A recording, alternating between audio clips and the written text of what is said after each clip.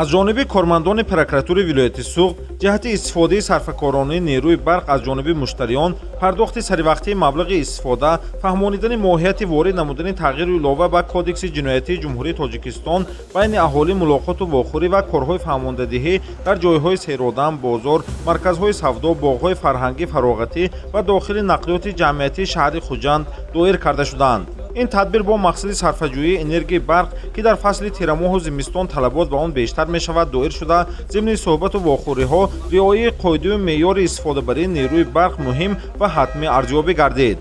дар рафти корҳои фаҳмондадиҳӣ, кормандони прокуратураи вилояти Суғд ба аҳолӣ истифодабарандагони нерӯи барқ таъкид намуданд, ки бо мақсади таҳкими вазъи инфраструктураи барқ, кам кардани талафот, таъмини аҳолӣ бо нерӯ ба кодекси ҷиноятии ҷумҳурии Тоҷикистон тағйирот ворид гардид, ки минбаъд барои тағйир додани нишондоди ҳисобкунаки барқӣ ё бепайвасткунӣ ба чунин таҷҳизот барқро истифода мебаранд, маблағи қувваи барқро пардохт намекунанд, ҷазои ҷиноятӣ аз ҷарима то чораи ба ҳабс гирифтан ва муҳлати аз 3 то 10 сол пешбинӣ шудааст.